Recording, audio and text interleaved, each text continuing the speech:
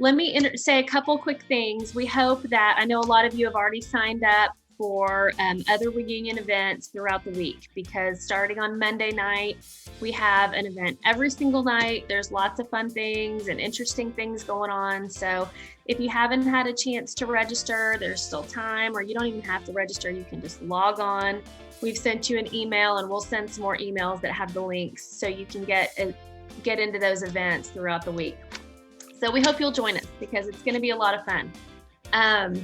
Tonight, this event is sponsored by APO, which is the Theater Honor Society. So thank you guys for supporting it and being a part of this. The proceeds help is a fundraiser for APO. So this really is great for our theater program, which if any of you have ever been to any of our theater events, you know how great our theater program is. And of course, I'm going to insert the plug for 1 week from, or next weekend is Oh What a Night, the spring musical, which is going to be fantastic. So make sure that you're there via stream, or you can come and sit outside on the lawn and watch. It's going to be really, really cool. So we're really excited about that. And one of the featured performers is going to be Miss Lauren Garza. So I'm going to introduce Lauren, who is one of our senior theater students, and Lauren is awesome, and we're so glad that she is here. And then we've got Jenny James also, who is going to lead us tonight and who works with our theater students and is so artistic and helps us have amazing sets and all those kind of things. So we're so glad to have you guys tonight. Thank you so much for leading us. I'm going to go ahead and turn it over to Lauren and let her kind of introduce herself and Jenny, and then we'll go and tell us what we need to do to get started. So Lauren, take it away, my friend. Okay, thank you, Jerry. Like I said, hi, my name is Lauren. I'm currently a senior here at Texas Wesleyan, and I'm the president of Alpha Psi Omega. And I'm so excited that you're all here. Our last paint night was such a huge success, and I'm very excited to see new faces and old faces from last time. Before we get started, just make sure you have your paints out that were included in the kit, your brushes, and it would really help if you had a cup of water so you can clean off your brushes, and maybe a paper towel or two. So if y'all want to get all of those supplies together, I'll just also plug our musical once again. I'm currently in it. I'm very excited. It's a very unique experience being out in the mall. We're using the entirety of the Martin Center in the mall. It's a great outdoor event. It's a rock pop musical review, and I'm doing a couple of numbers in it, so that's exciting. But yes, so once again, Jenny's going to be leading our paint night. Jenny James is an alumni from Texas Wesleyan. She's also our scene shop foreman. So amazing, so talented. And so she will be leading us, and she'll be going step by step. At the end of tonight, if you could take a picture and email it to alumni, or also show it on your screen. That way we can share that with everyone, and so everyone can see what we painted today. So I'll give everyone a minute or two to make sure they have paper towels, water, snacks, drinks, whatever y'all want to get before we get started. All right, so I'm going to turn it over to Jenny James now. Hi, y'all. I'm Jenny. I'm the scene shop foreman here at Texas Wesleyan and an alumni of the theater department from 2010. So I'm happy to be joining the joint Alpha Psi Omega and alumni event here we have. This is a really fun thing to do. Normally we would do it in person, so it's a little different virtually, but it is still just as much fun. And it actually kind of helps y'all because it cuts out the commute time, and you know you can have as much fun at home as you want and don't have to worry about messes or anything. So it's a great, easy event. It's fun to do a painting step by step like this. Think about it like a follow the leader. So don't worry if you've never painted before. No worries at all. And I will get started here and we will go step by step. But if you have any questions at all, feel free to put them in the chat. Lauren's going to keep an eye on the chat for me. So if y'all have any questions, I can stop and answer them. I am happy to help in any way that I can, even from a distance. So without further ado, we will get started here. And I'm going to get closer to the screen here, so my face is going to get cut off, but the most important part here is the painting anyways. So you should have two brushes, a a smaller, like 1/2-inch flat brush and a round brush. Whether you purchased the paint kit from us or if you collected your own brushes, it's not super important to have exactly the right brush. Everybody uses them a little differently anyways.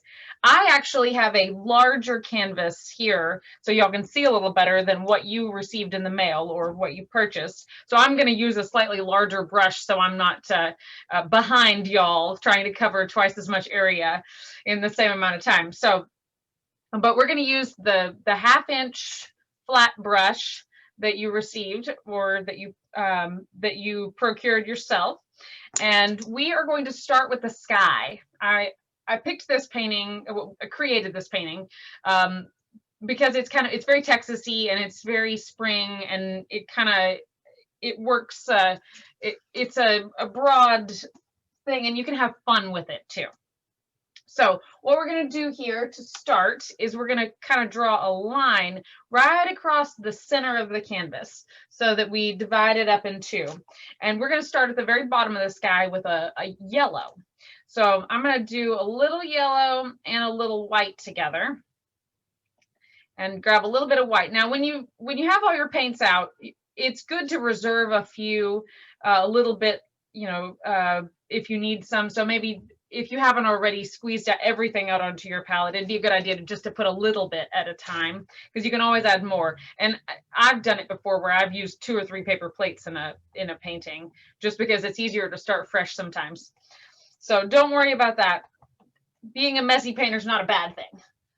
All right, so we're going to start with a yellow line right across the center here. And I am painting off to the side so as not to block your view. So if my lines are a little crooked, don't mind me. Let's see if I can fix that. So that's going to be where the bottom of our sky is. And we're going to work our way up from there. So I'm just going to brush some yellow on above my yellow line, just kind of in a back and forth motion. And you can alternate between a little bit of yellow and a little bit of white. Makes for a fun texture. And I'm going to go about 1/3 of the way up or so with some yellow and some white. I'm adding more white as I go along because we're going to transition into the next color. And the great thing about skies is no two are alike. So whatever you do will be fabulous. And we're working our way up in colors in a way that you're not going to end up with muddy colors next to each other. They play nice to each other when they're next to each other.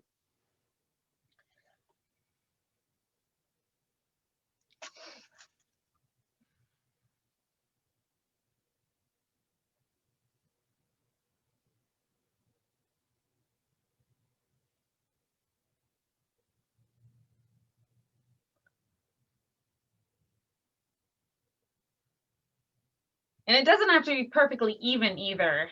Looking good. I love seeing the progress or the concentration faces. That's also a fun one to see.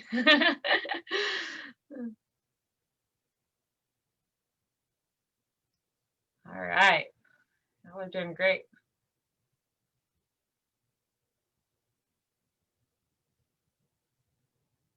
Those of you I can see anyways are doing great. If anybody has any questions at any point, feel free to chime on in there. All right, so the next thing we're going to do, you don't have to wash off your brush.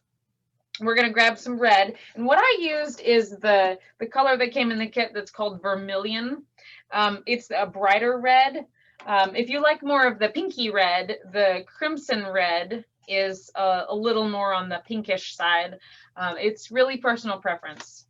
So I'm going to grab the red next. I'm just going to grab a little bit on my brush, not washing it off or anything. I'm going to start brushing it in there, right above where I stopped the yellow. And just brush it on there. And then what you can do to blend it a little bit and kind of create some orange is grab a little bit more of your yellow and use that to blend it out. I have to add a little more yellow to my palette here. And then you can blend it in there with that, and it creates kind of an orangey color. Now, if you start working too far down into your yellow, you'll make all the yellow area orange. So if you stick to kind of the right above the yellow, you'll stay with an orange section. But you can add a little bit, you know, a little bit coming down into it if you want to. An uneven sky is kind of, it has an interest to it. Nature's not perfect. It would be boring if it were.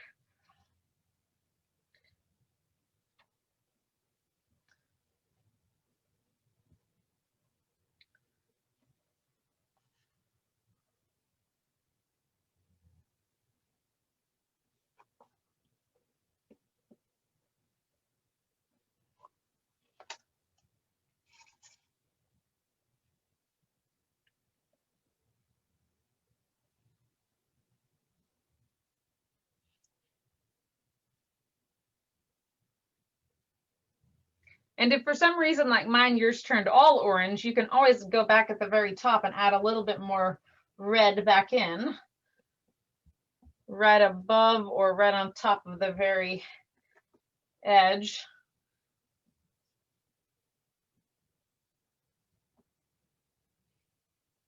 It's kind of fun.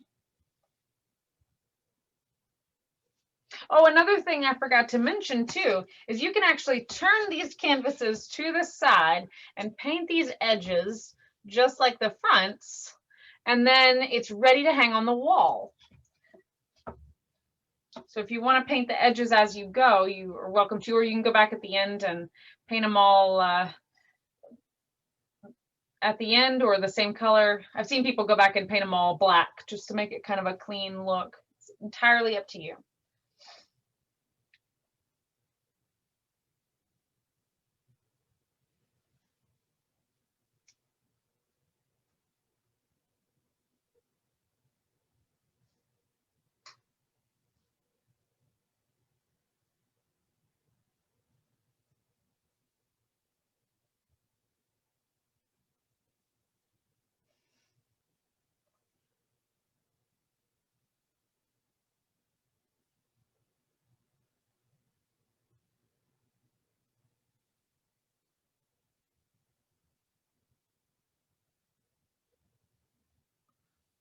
So at this point, I'm about halfway up from where or maybe I guess we could say 3/4 of the way up of my canvas with my yellow and red. And I'm going to actually wash out my brush now just a little bit, because the red is a very powerful color and you don't want to get it overpowering everything else.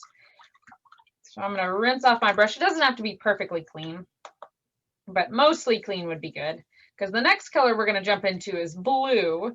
And we can let the blue and the red mix a little bit to create a little bit of a purple section. But if you just leave a bunch of red on your brush, it might all turn purple, which might be pretty. Probably would be pretty. Personal preference, once again.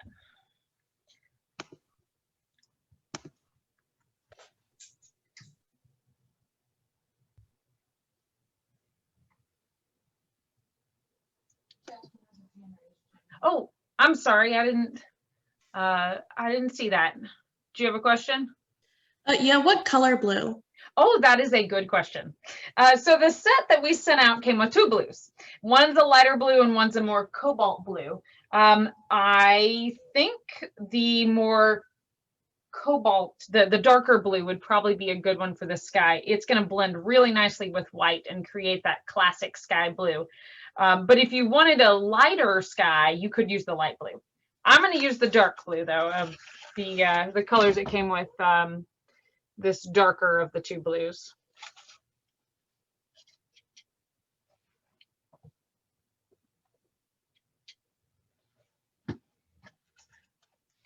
All right, so this top section I'm going to do with just blue and white, and that's it.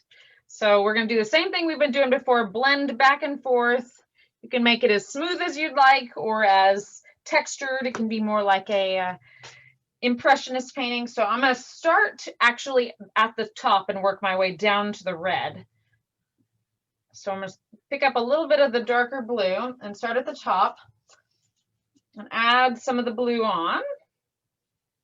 And then once you get some of the blue on there at the top, you can start grabbing some white off your palette and blending that in there as well. And I'm just doing a rough texture here because I like the texture on. The Impressionists have always been my favorite, but you can smooth it out if that's more your style.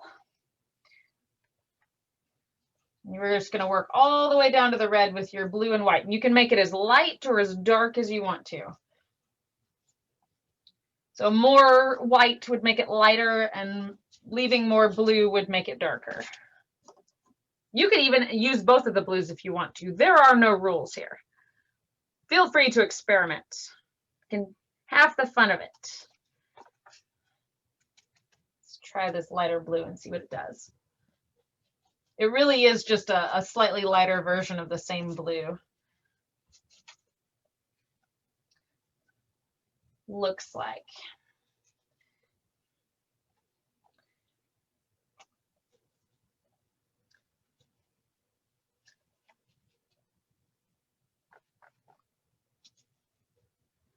All right. So I'm just working my way all the way down to where the red meets.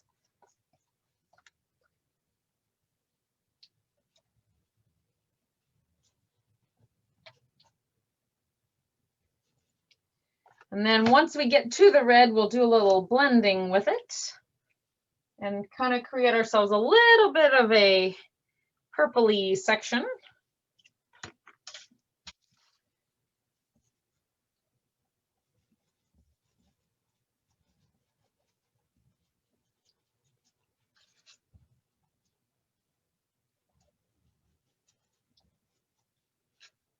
So if your red is already dry like mine is, and you get all the way down there with your red and your blue and your white, then you can always pick up, once you're done with your blue, pick up a little bit more red on your brush and just blend it back up into your blue sky here. And that will create a little bit of a purplish section.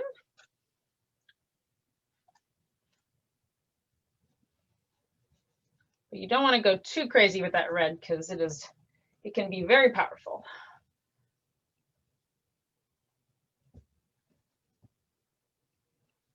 Unless you like that, and that is totally fine. I love the nights where the sky is such a vibrant color. That sunset.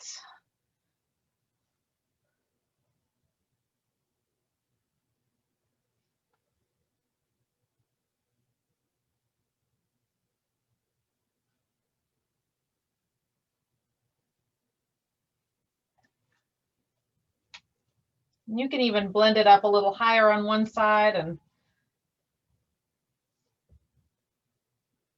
a little lower on the other. It's entirely up to you.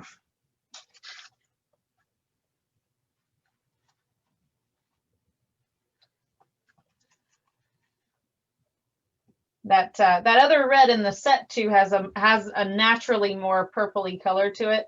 So if you want to, you could add that in a little bit. And it has a purple tinge to it. Adds another layer.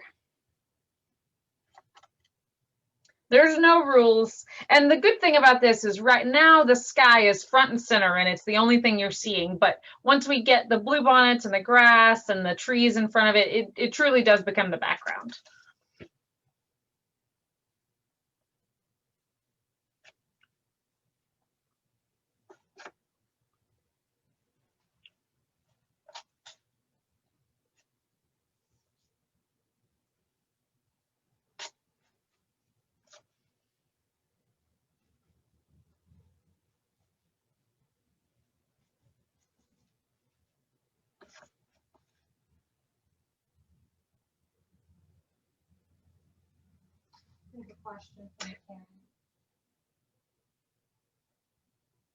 All right.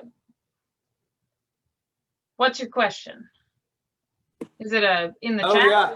Oh, I was just I was wondering, can you go over your brushing technique? Your brush technique is pretty awesome. Mine's not amazing. So what I do when I am it's just a back and forth motion, and it's kind of, I'm kind of swiping and then letting off. So I brush, I think of it like dashes.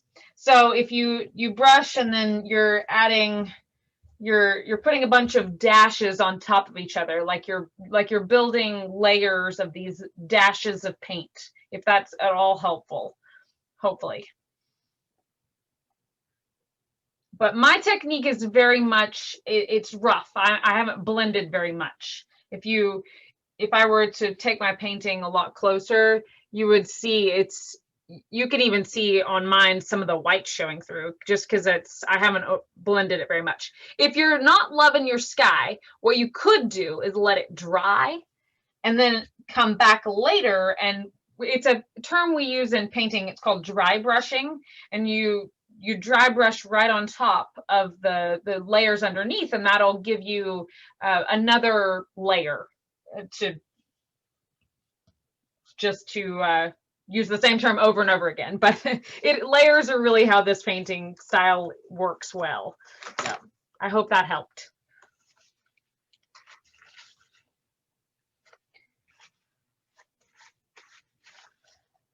I'm being a messy painter already.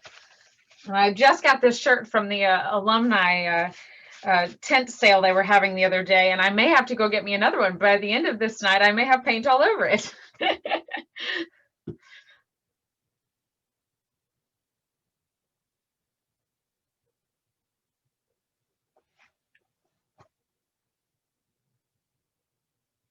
All right, so how are we doing with the skies? Are y'all close to ready to move on to the next thing, or not quite yet?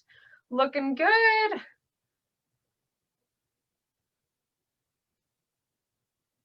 I like it.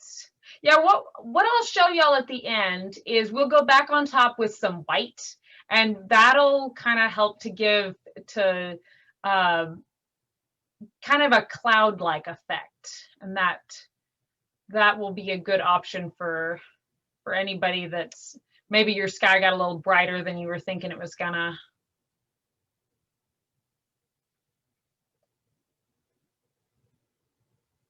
Going back and adding layers on top always helps a little bit.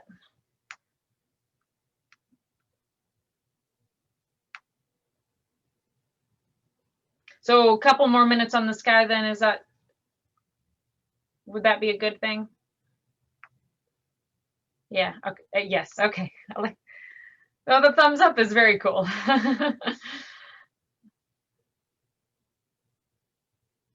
I didn't know that was a feature on Zoom. That's very cool.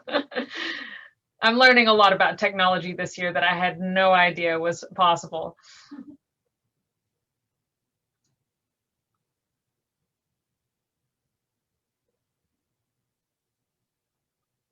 Normally when we do a paint night, it's a whole room full of people and there's chatter and you can hear the brushes across the canvas, and this is a different kind of setup, but I'm so happy.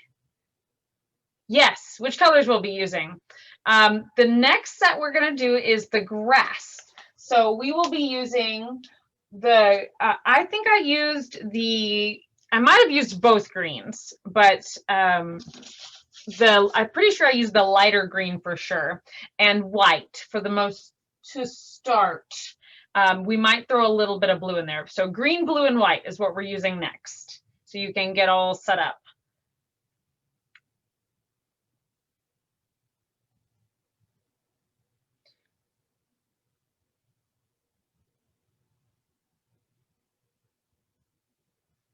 And what we're going to do next is the grass, and then we'll take a few minute break just to let everything dry so that we can make sure and have a nice dry canvas before we start putting some blue bonnets on there. So we'll do a few more minutes and then we'll move on to the grass.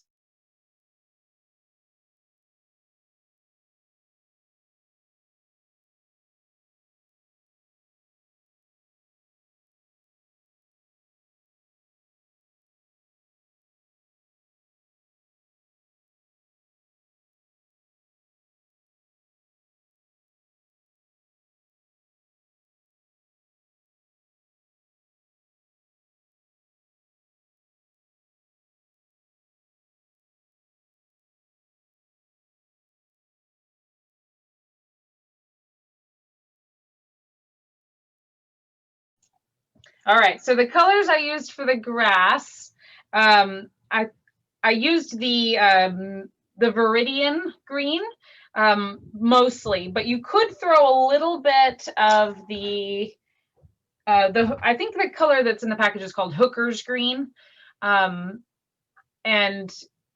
it would be a good color to throw in there. But I think mostly what I used is a lot of the Viridian green and white. Or kind of a, if you're using your own paints, like a grass green to be very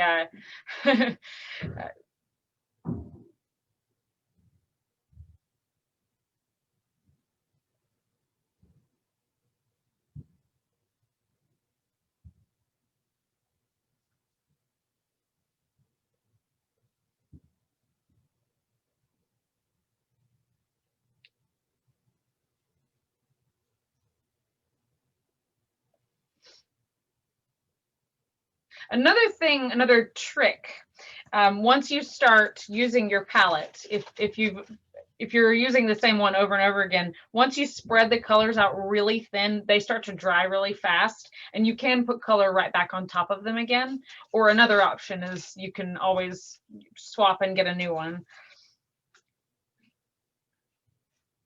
But they do dry pretty quickly once they're all spread out, so you can always mix on top of them. This painting doesn't do a lot of mixing. All the mixing happens on the canvas, so you're just grabbing from the palette mostly.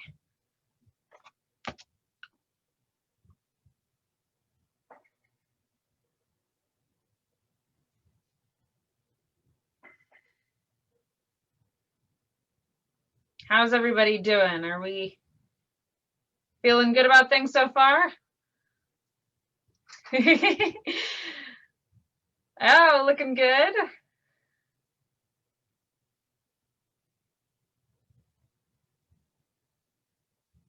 Yes. All right. Yeah, if y'all want to, feel free to turn on your video for a moment and show everybody what you've done. I mean, you don't have to. I understand if you'd rather not share, but if you want to, I'm sure everybody would like to see. Yeah, these are looking good.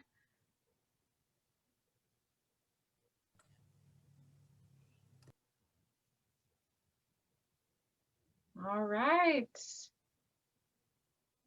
We got a lot of different styles going on here. I love it. That's half the fun of this class, besides doing the painting, is seeing how everybody else did it differently. So fun. All right. I like it. The Rams, yay.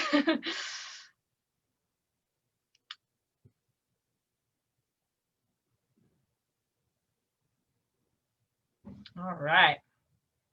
Okay, so if everybody's ready, we will move on to the grass. We're going to do basically the same thing with, but just with a couple of colors this time, and we're going to cover the whole section. So first order of business is wash off your brush, because if you let the colors mix together, sometimes you'll get a weird mixture of colors.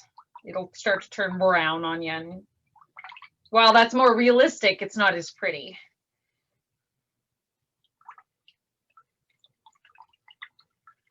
Give your brush a good rinse and then dry it off on the paper towel. That's also a good way to tell if you got it clean, is using the paper towel as an indicator.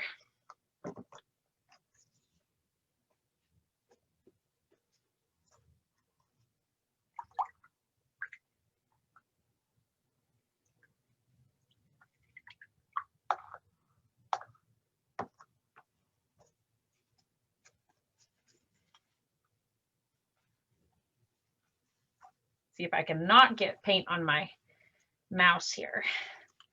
IT is going to be mad at me. I'm going to get paint all over my computer. All right, so what we're going to do now is we're going to use a combination of white and green, or greens if you're feeling fancy.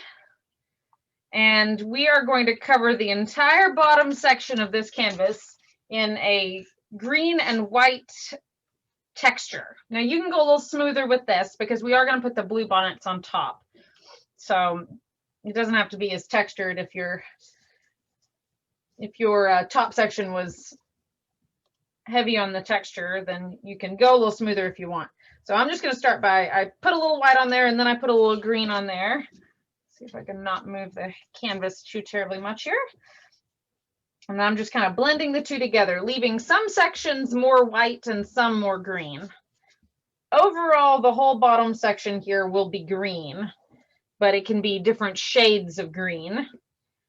And you can do a line right there underneath your yellow line. And what we'll do, don't worry about it if it's not a very clean line, because we're going to put a little row of trees right across there. So they happy little trees, if for those Bob Ross fans out there. We'll put a little row of trees there, and that will clean it all up and make it look like it was meant to be. You're just going to cover your whole bottom section with the greens. And I'm going to throw a little bit of that other green in there too, just for giggles. Give it a little variety. I'm using quite a bit of white on mine, so it's not too dark. And the lighter your grass is at the bottom of your canvas, the more your blue bonnets will show up. So if that helps you decide how dark to do your grass at all, but I'm just brushing back and forth and switching between my colors, letting it blend on the canvas.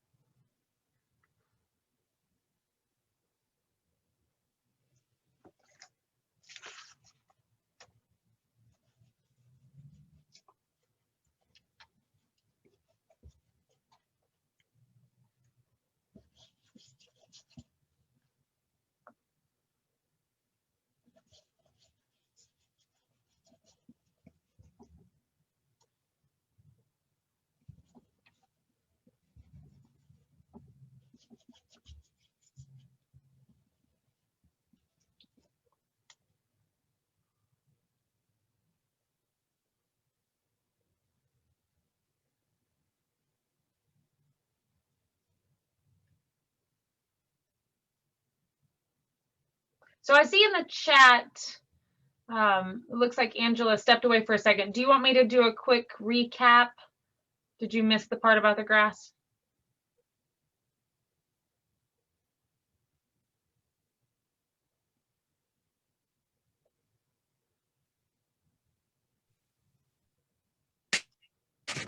No, I'm good. Thank you. Okay, just making sure. I didn't want anybody falling behind on anything on my account.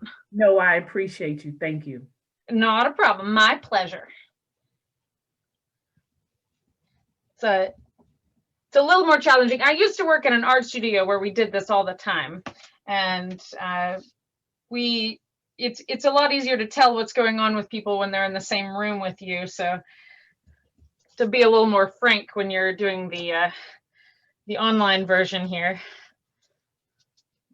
We did this in the fall as well, and I don't know if I know a few of you probably joined us, but this is only still our second time to do this. And here's hoping maybe the last, although if we're still doing social distancing in the fall, we may do another one. So keep an eye peeled for that. If you're having fun with this, you can certainly join us again.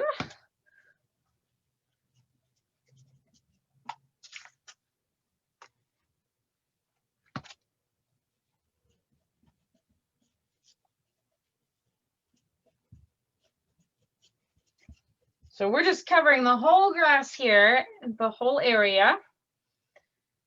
And you can even wrap around on those edges if you're painting the edges to match, feel free. My suggestion would be to wait until the very end to do the bottom, and then you can, unless you're working flat on the table, and then that might that might work out okay. But if you're working off an easel or worried about getting it on your lap or anything, you might wait till the very end to do the bottom edge of the canvas.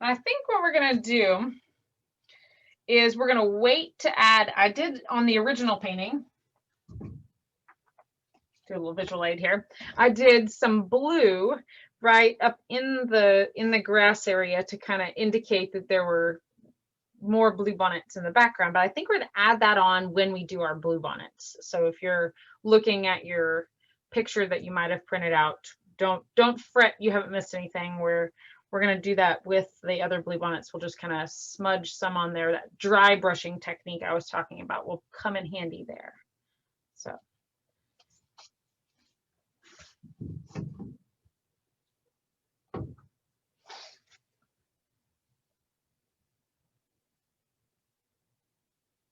All right, so I think at this point we're ready to take a little break. Maybe a little 5 or 10 minute break. I'm not sure exactly. We'll maybe a 10-minute break would be good to let everybody stretch their legs for a moment or refresh drinks and snacks, and that'll give our canvas time to dry. And we will come back to this and put some blue bonnets and some trees on here and finish it up and make it all nice and pretty. And then there'll be time at the end for any questions you have too. If for some reason at the end you're not loving one particular spot, feel free to chime on in there and I will do my best to help you digitally. So we shall return.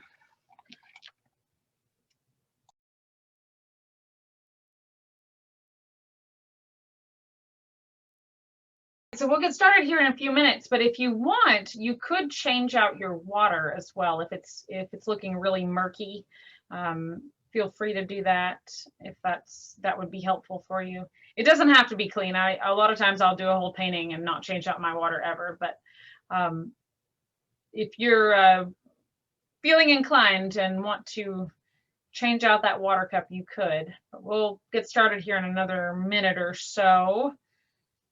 I have a question. Yes, ma'am. I accidentally got a little bit of green where there's not supposed to be green on my yellow part. How do I get it out? I'm trying to darken it with, but it's not working. Well, actually, that might be okay because we are going to put those trees there. So you could just build it into your trees and do basically a happy accident there. So that. Okay. Where in the yellow did it end up? It's on the very edge, but it's like it's not really dark, it's really light, but my suggestion, if it's anywhere, in the bottom area where we're going to put trees anyways, would be to just make it into a tree. Okay, then I'll do that. That'd be the easiest fix. Okay, thank you. Of course, happy to help.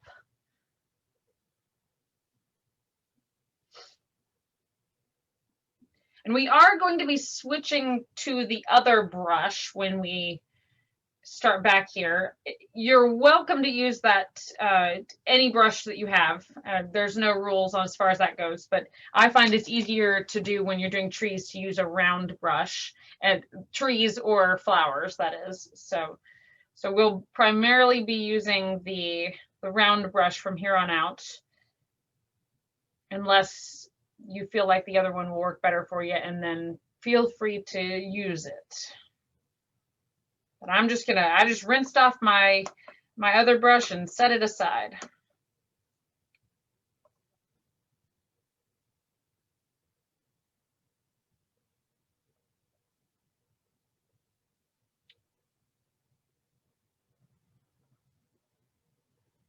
And the colors we're using for the trees are the same ones that we used for the grass. We just probably won't use any white.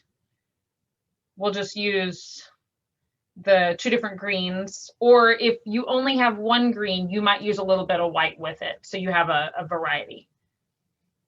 I'm not sure how many folks are using the paint kit that we sent or using their own colors, but just in case.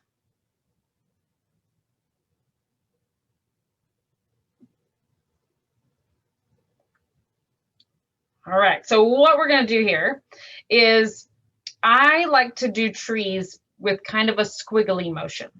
So you're doing like think about kind of like the fluffy trees that you see sometimes that are the stylized or cartoon trees, that kind of style, but almost like a squiggly.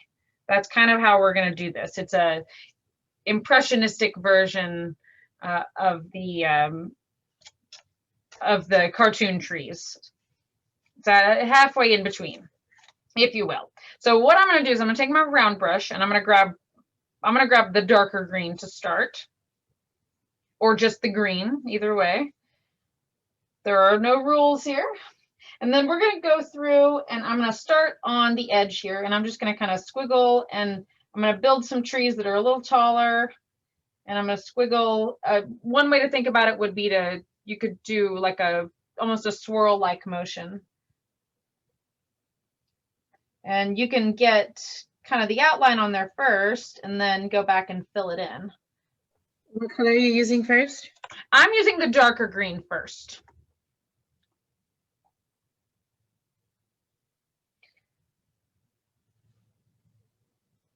So you get it on there.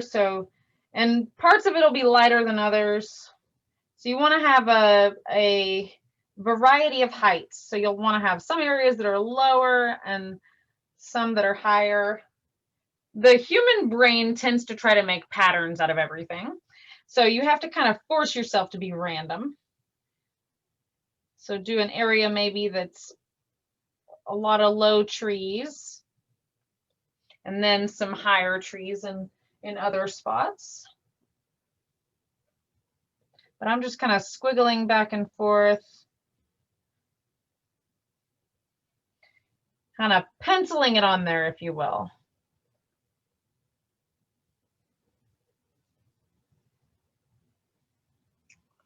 So I kind of have a variety going. And if you get it on there and you're thinking, oh, that looks kind of lower, too low on one side and not high enough, so you can always go back in and add some trees, make one side a little taller, balance it out a little better.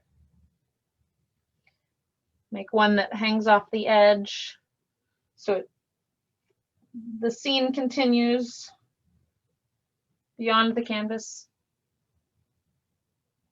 And then once you get it kind of penciled on there, you can start to fill it in. So I'm just going to go through and just kind of squiggle a little bit more, and you can add in the other green as well. The lighter green from the kit actually has a little bit of white in it, so it will actually help to blend the darker green out. You're doing kind of the same thing we did with the sky, where you're just putting it on there and it's not very blended together. It's just hanging out on the canvas together.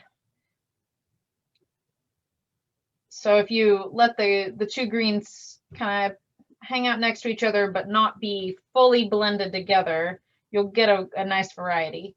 And on the very bottom edge there, I'm doing a semi-straight line. Kind of has some spots where it's a little wiggly almost, so it looks like the fronts of the trees where it's not exactly a perfectly straight line. I'm going to zoom in a little bit here, otherwise known as me bringing my canvas as close to the screen as I can. So you see how my edge at the very bottom of my trees is it's relatively straight, but a little wiggly at the same time. We've got some very scientific terms going on here, I know. but they're more fun than the real ones. So just add a little bit of both greens in there. And I'm still kind of doing my squiggles to get that tree-like leafy effect.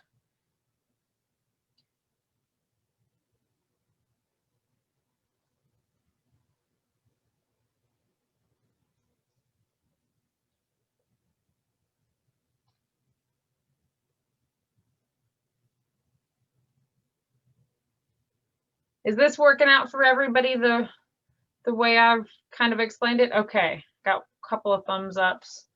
Awesome.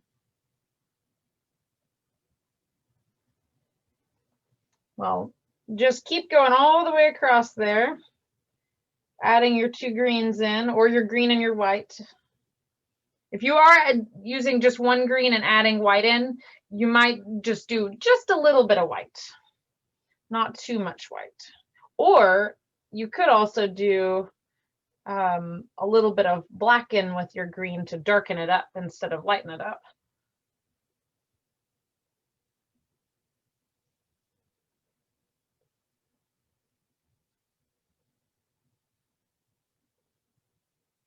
It all makes for a different kind of painting every time.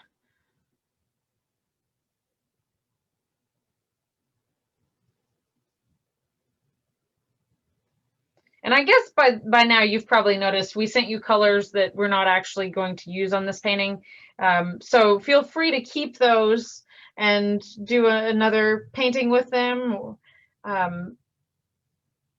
We just found it was more efficient, and we were less likely to not send you a color you needed if we didn't separate them. So we just sent you the whole shebang. So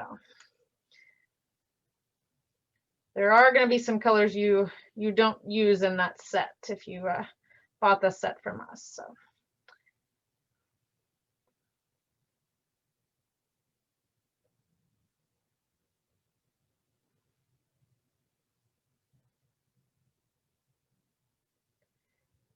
Now I'm doing some of my trees a little lighter than others. So I have some dark sections and some light sections. I'm going to zoom in again and show you kind of what I have going on here so you can really see. So some is light and some is dark.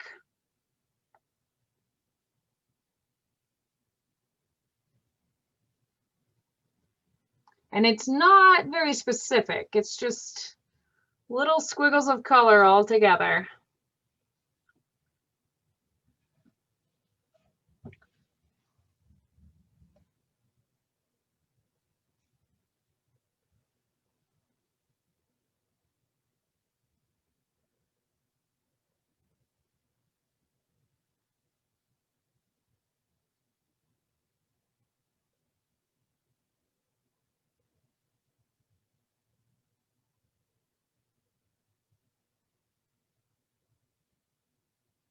So how's everybody doing on those trees? Good? Nice. I don't know if they look like trees, if not like hills to mine.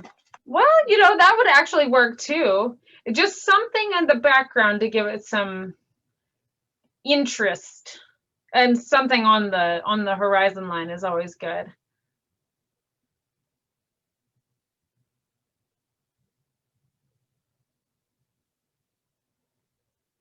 It adds some depth to the painting to have something back there.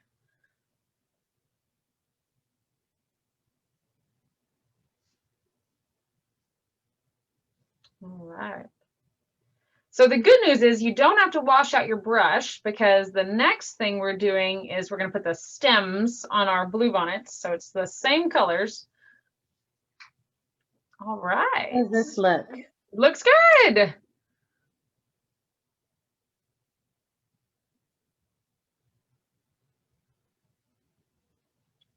I love seeing everybody's interpretations. Thumbs up. There you go.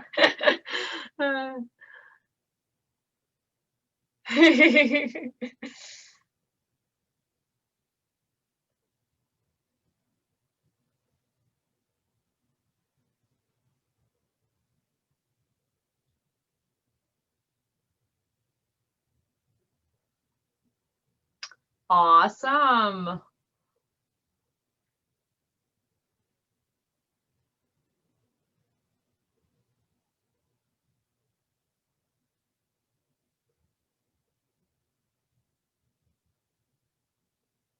So great. All right, so are we ready to start Bluebonnets?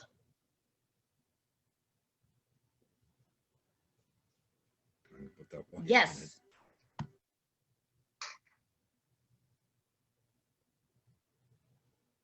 All right. I'm going to get my visual aid back here. So when I did the Bluebonnets at the bottom, what I did was I'm going to draw the stems on there. So you can kind of think about how many Bluebonnets you do want. I like odd numbers. That's in decorating and in a lot of things in life, they say odd numbers. They look more balanced. So I did 5 Bluebonnets on there. You could just do 3 on one side if you wanted to, or just do 2 on one side and 1 on the other. You could even start with just a few and then add more, but I'm going to do these 5 when we do it together. So we'll just kind of space them out a little bit. But feel free to add more or less if that's the way it's working out on your painting. No worries. So I'm just going to I've just got a mixture of both the greens on my brush right now. And we are going to put some stems leaning different directions. So I'm going to start on this side of the canvas over here. And I'm just going to start at the bottom and I'm going to work my way up and just do a little stem. And if you on these round brushes, if you don't press down too hard, you get a thinner line, and the more you press, the thicker the line is. But don't worry about it if it's a thick line, because we're going to cover it up with all the blue and the white of the Bluebonnet petals. And then next to that, I'm going to jump over just a little bit, and I'm going to do another stem that kind of leans a little bit to the other side.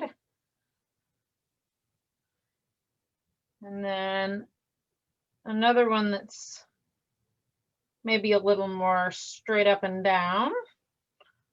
So I've got 3 on there so far, and they can overlap a little bit, and that makes them look a little more realistic. They hanging out together. I don't know about y'all, but I love this time of year seeing all the Bluebonnets on the side of the road. And we actually moved out to a property that we have some fields, and we have just a little bit of Bluebonnets, and it's wonderful to see them. It's such a short-lived time period, but it's so great.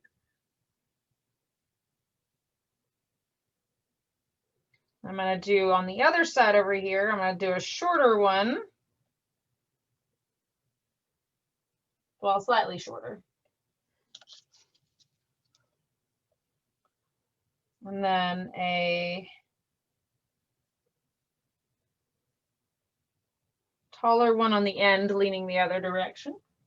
Mine got a little taller than they did in the original, but everything turns out differently every time you do it.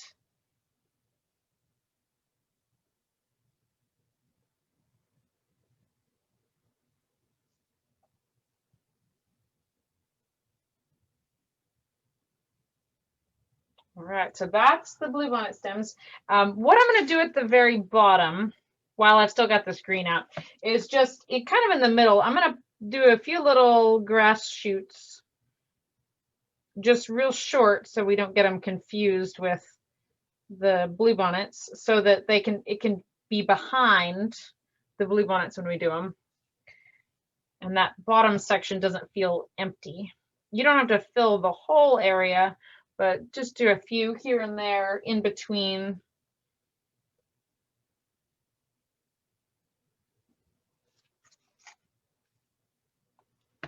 Where the Bluebonnets are.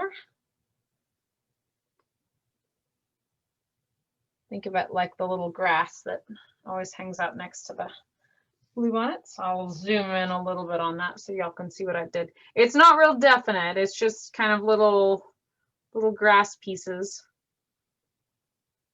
But I found when I did the original painting, it looked empty on the bottom there. So that's why I added those on there.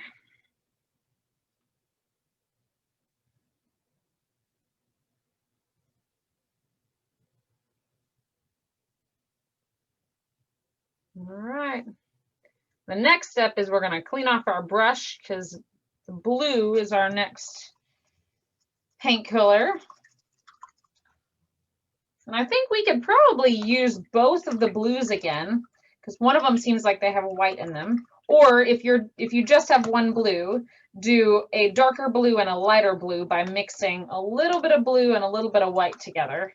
So you get a two different blues to play with.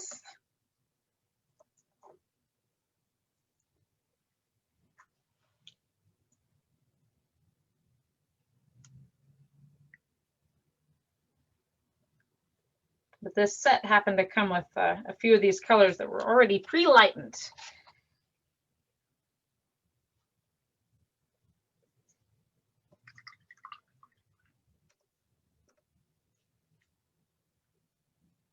All right, now this is the fun part of this painting, I think. We're just doing little, they almost look like little ovals.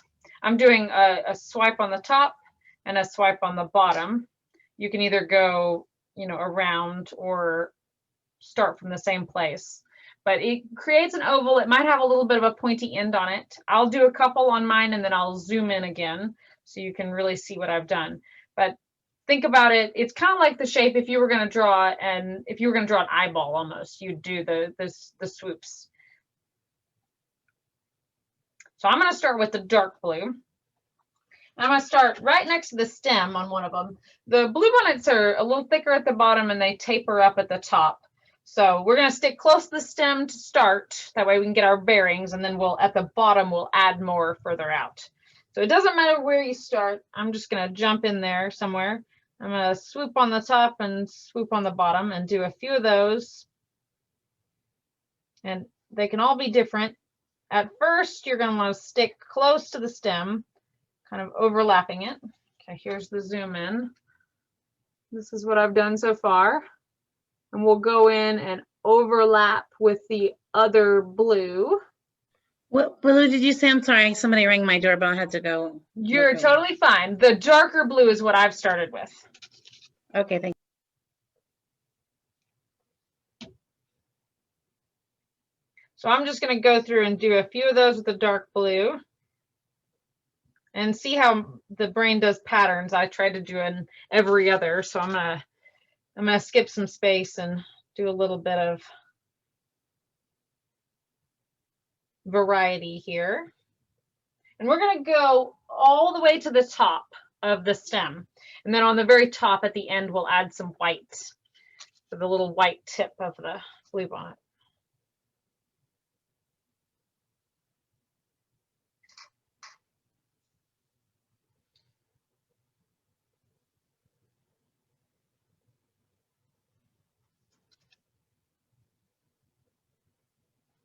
So the ones near the top, to kind of give the illusion that it's tapering, you can do those just ever so slightly smaller than the ones further down. Or you can also, as we get towards the bottom, make those a little bigger. Are you covering the stem? I am overlapping onto the stem a little bit. I'm going to do some of the lighter blue here so you can kind of see. The darker is harder to see on the screen. So I'm going to switch to the lighter blue. I'm not even going to wash my brush. I'm just going to jump right in there and add in some of the lighter blue ones so you can really kind of see what I've done here. And if you start to make them kind of hang out, kind of branch away from the stem a little bit, it'll give it a little bit of variety. And overlapping is good. It's going to look really funny at first until we get it to have the amount of fullness that it needs to really be. Let me see if I can't get a little closer here.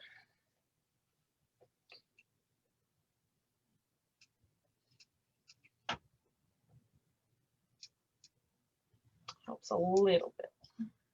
Kind of got myself a little closer to the screen now. Prop the easel up a little bit, so hopefully that'll help. All right, so we're continuing on, and the little bluebonnet petals can go in different directions. So some can be a little angled one direction, and that way it gives it a little bit of a variety. So you're just going to continue kind of filling up your stems.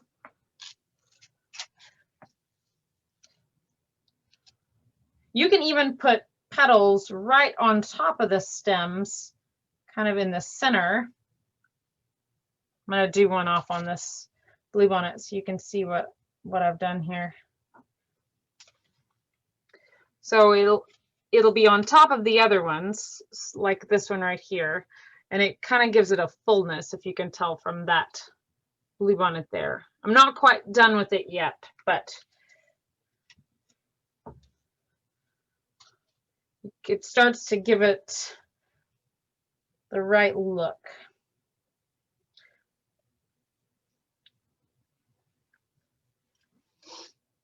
But you can let some of the grass color show through. That's not a bad thing.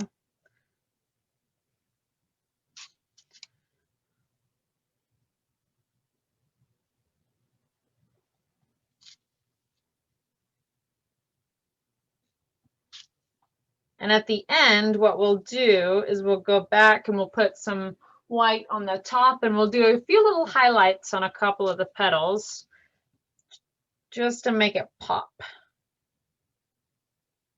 Give it a little bit of sparkle.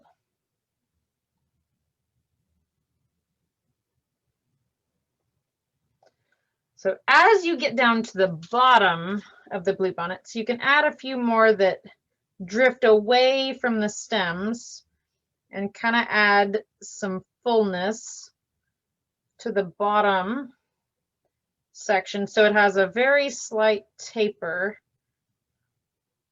and it's thicker at the bottom and gets thinner at the top.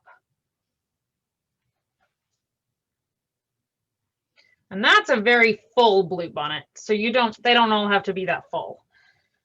I've gone maybe a little crazy on that one. So I'll do another one that's a little less full, so you can kind of see the different variety.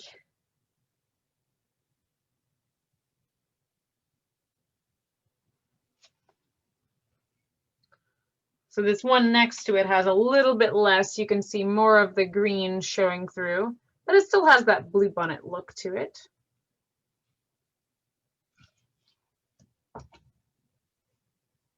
These are way more full than the actual bluebonnets are.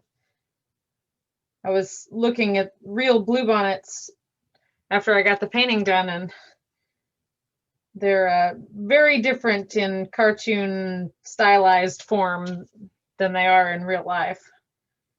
But it's such an iconic Texas thing.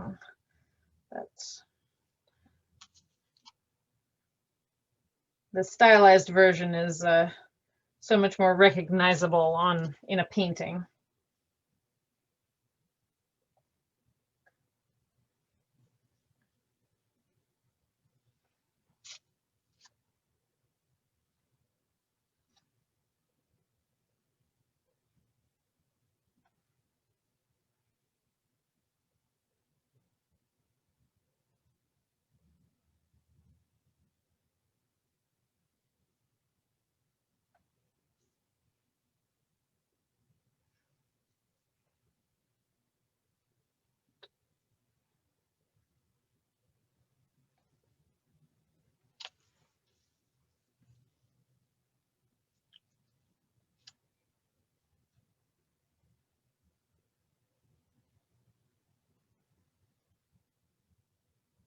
And you can start to even go more random.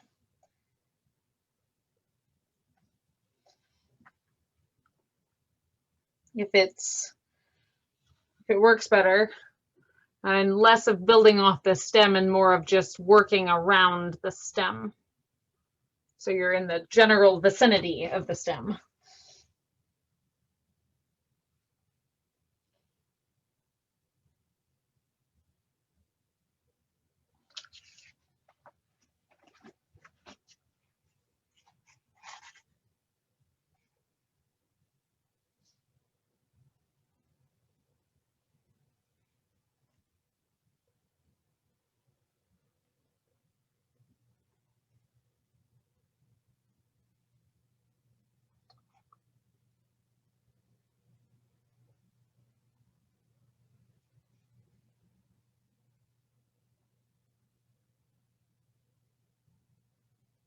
And I hope everybody's doing okay on this. But if for some reason anybody has any questions, feel free to type it in the chat or speak up. Yeah, I do want to make sure everybody's doing okay.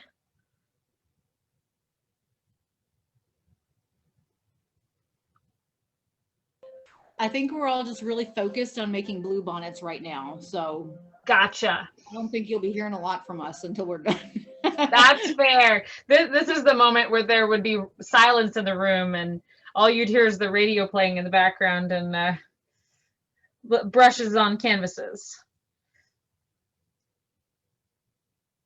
My apologies if I'm too chatty. It's truly awkward silence here.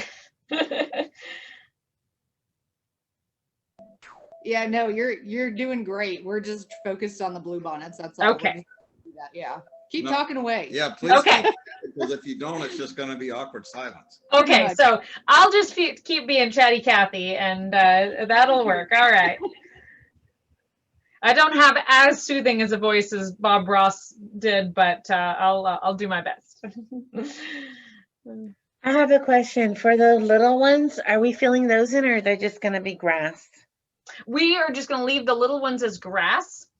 Although on my original, I did find that I had a blank spot over here, and so I turned one of my grass petals into the very top portion of a blue bonnet. So, but I'm going to leave all these as grass, I think. It gives us another variety, something different.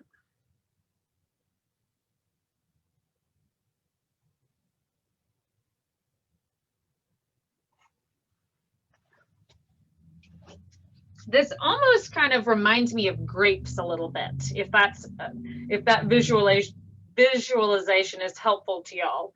The way the little petals form on the bluebonnet stems, that's kind of what it reminds me of.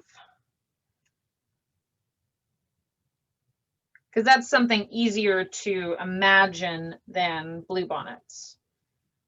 I know everybody's probably seen a lot more grapes than they have bluebonnets.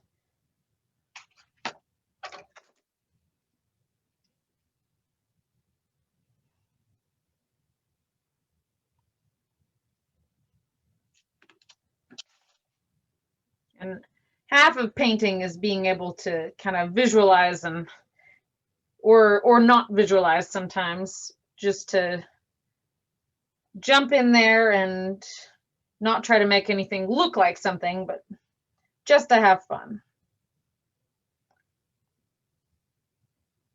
Because that's what it's all about, is the having fun.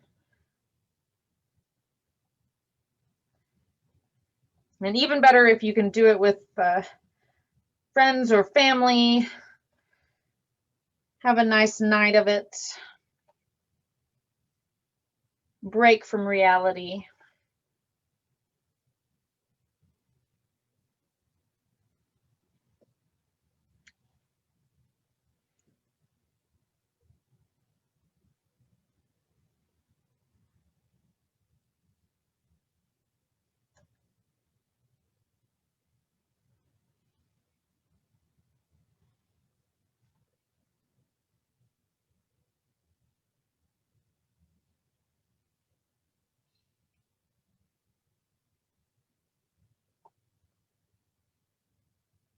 So I'm going to zoom in again, just in case anybody needs a closer look.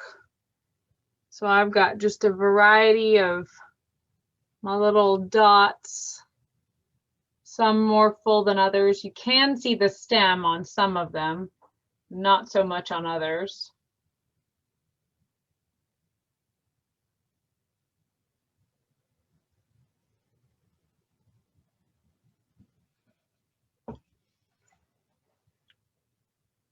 And it may be that yours are a little more full looking than mine is, just because my canvas is so much larger. I think So, I made. I'm sorry. Go ahead. I had a question. Sure. Okay, so mine doesn't look like yours with the dots. I think I just kind of mushed them together. That's okay. I have a trick for that.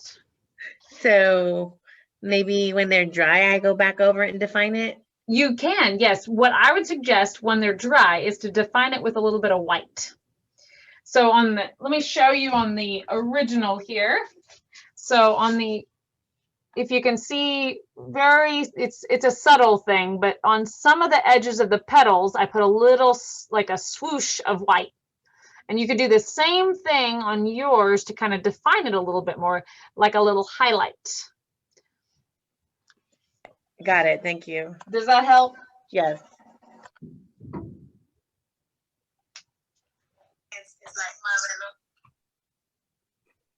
It looks like almost like fingertips, almost like finger painting when you were in kindergarten. Yes, it does have that look about it. Probably would have been easier than using the brush. Oh, that's fair.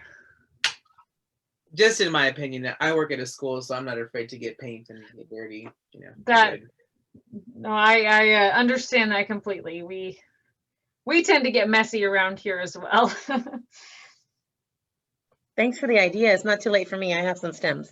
There you go. That's a good idea. So that's, if that would be better for anybody, feel free to do a little finger painting. There's nothing wrong with that. In fact, the next step might actually be easier with finger painting. So if y'all are not afraid to get a little messy, my dry brushing technique I was telling you about works really well if you smudge it with your fingers.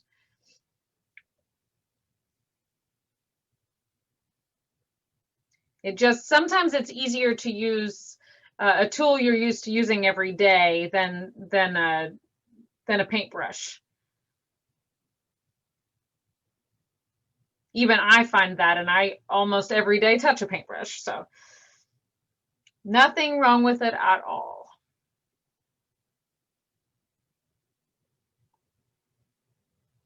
And if you find that you have this little corner down here on the bottom that feels kind of empty and you want to add in another blue bonnets, you certainly could, like the very top of one. You could put another little stem and just add the top portion just to kind of fill it in a little bit so it's not a lonely corner. Or you could add in some extra grass too if it's, or both. At a certain point, everybody's painting kind of drifts off on, everybody gets a little different. The spacing is different or the style is different. So sometimes you have to kind of assess what you got and work with that. But I added an extra little blue bonnet top there, and that kind of helped to fill it in a little.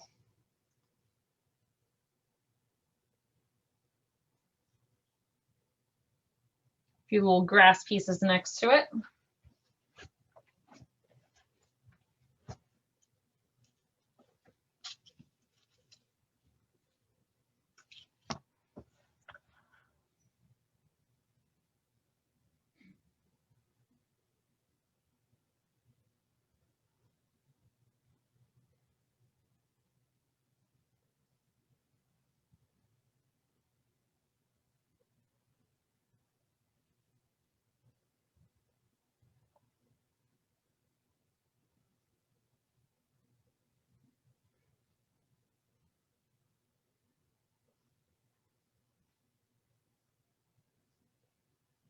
All right, so how are we doing on those blue bonnets? Need a few more minutes still, or getting close to being done?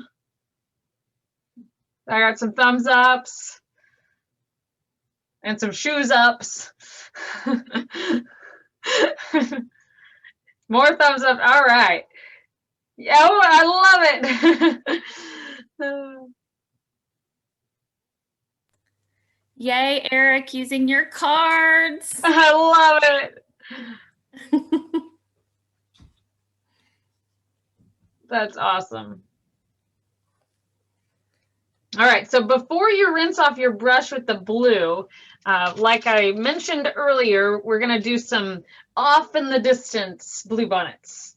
So what I'm gonna do is I'm gonna take my brush and I'm gonna just swipe a little bit of blue in the middle of the grassy area. And then if you want, you can take your finger and just kind of smudge it. You can also do this with a brush by just getting a lot less on there and just kind of scraping most of the blue off your brush. Now I'm going to get a lot closer here so you can kind of see what I've done. It's just really smudgy. But if you want to do this with the brush, you can just kind of smudge it on there really lightly, not very much. Or you can finger paint. It's entirely up to you. Just kind of smudge it. A little blue in the background, just really lightly, not very much paint. Yeah, that's it. Use your finger. Oh yeah, you can use that. That's fine too. Just, I know, I said just a little bit. So a little bit. I'm doing a few sections of the blue bonnets. They tend to grow in groups. So you can just smudge a little here and smudge a little there. If you get too much, you can always go back and add a little bit of extra grass back in. But I don't think you could ever get too many blue bonnets. Personally, you could even do some that are right next to your blue bonnets. So it looks like it's kind of coming out from behind. It's partially hidden by, like this set right here. And off from the edges is also a good way to give it a little something. But you can do as much or as little as your heart's desire. But you'll see it kind of gives it an extra depth to add those blue bonnets in the distance.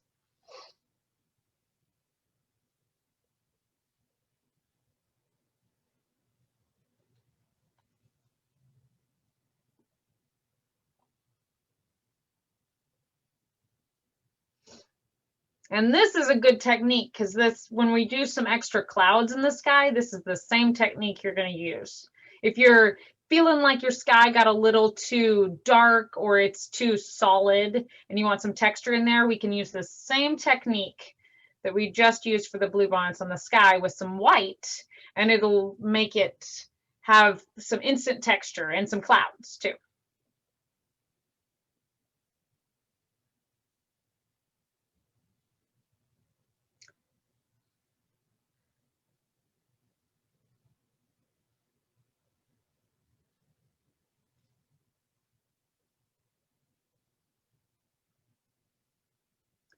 So after you feel like you get enough blue bonnets on there, go ahead and rinse off your brush.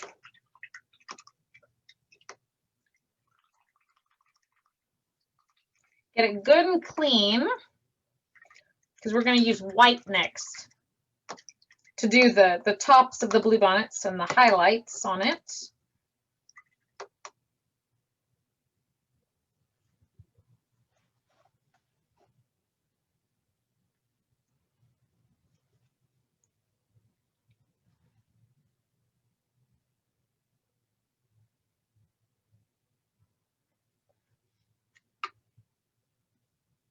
So I've washed off my brush and dried it off really well on the paper towel.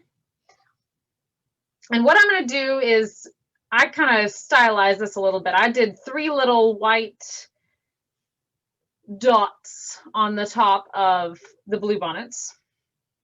And I made them kind of like almost circular, not quite as big as the petals you were doing before. Significantly smaller and in a group, like a triangular grouping.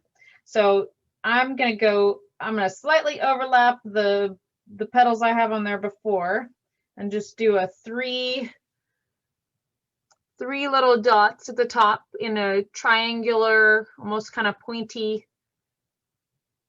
So it gives it that bluebonnet look. And they're kind of touching.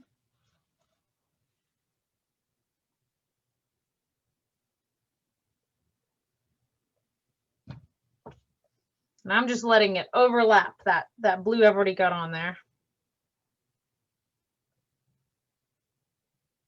I'm letting them touch so much that it's almost not like it's 3 individual dots, but it's one kind of triangular section of white. Hopefully that's helping. We're going to do this on every bluebonnet. And if for some reason your bluebonnets are still wet with a little bit of blue and it turns a little blue, no big deal. I had that happen on a couple of mine, and it just gives it that artistic look.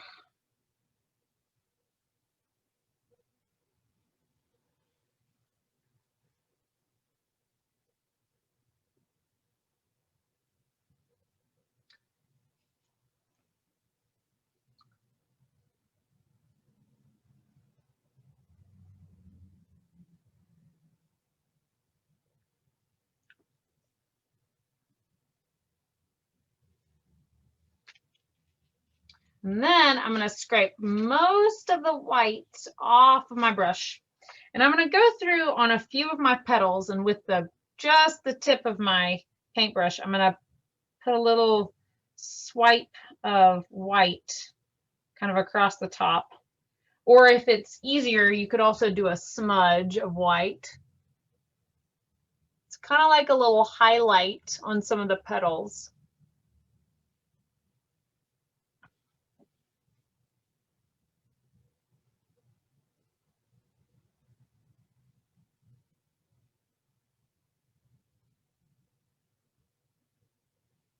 You could also use this technique to define them a little better. So if you need to go through and highlight some of your petals, make them stand out a little bit more. They got a little muddy together. You could definitely do that.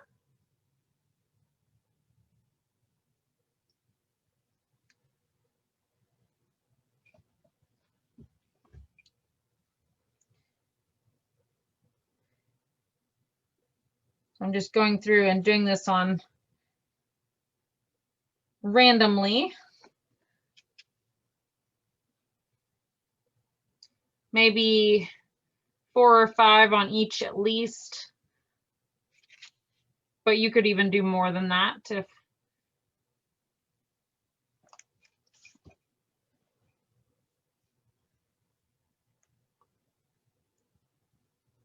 if that's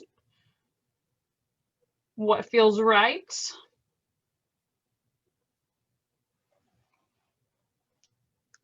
White just kind of makes things pop a little bit. It gives it like the sparkle in your eye when you do when you're doing a painting of a person, a lot of times, or a dog, and you can do a little dot with of white in there, and it gives it life. And the same is true of white when you add it on a lot of things. It's a little highlight.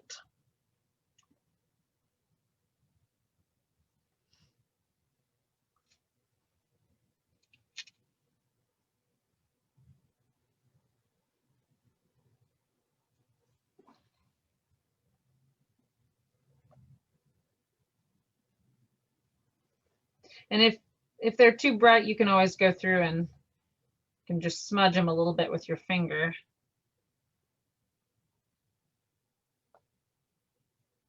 So then it just looks like the petals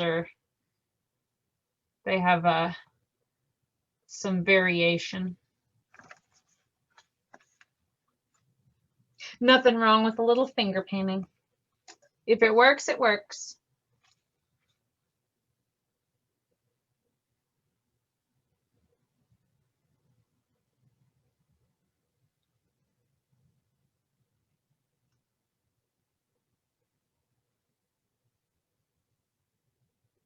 And while we've got this white out, if there's anybody who wants to add a little bit to their sky or break it up a little bit, lighten it up, give it a little texture, any of those things, you could use that same technique we used with the blue bonnets on your sky. So you could add in anywhere it's too dark or too smooth, you could add in a little bit of white and just smudge it with your finger, and it'll give it a little bit of a cloud-like texture. Do it in sections.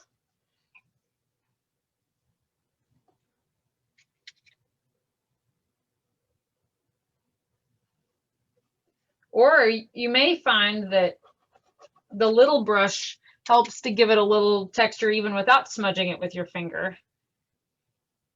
But just adding on a little extra white will kind of lighten things up. And if you feel like you've got too much stripes, overlap your white in different ways to kind of break the stripes up into sections, if you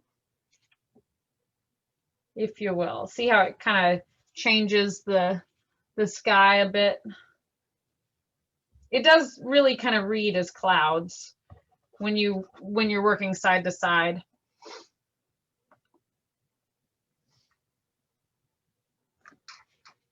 And if you do more on one side, that'll help to also change make it a little more off balance on your sky. It gives it some interest. So the close-up version of that is just some white smudges, nothing fancy at all. But sometimes that's all it takes, is a little bit of something, and it'll take it to the next level.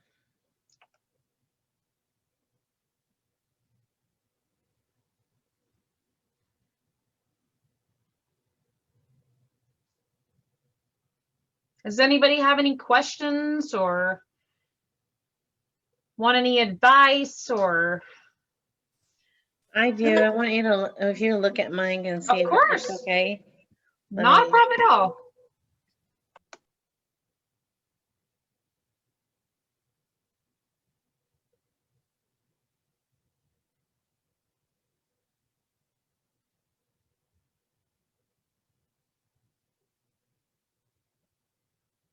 Yeah, if anybody wants to put theirs up on the screen, feel free. Here's mine. All right, here's mine. Yeah. I think I messed up on my blue bonnets. I'm only seeing sky at the moment, Rita. Okay. There you go. Oh, I like them. Here's ours. I'm seeing everybody's really small right now, so but oh wow, that's awesome. So many blue bonnets. Oh, and such a variety. I love it.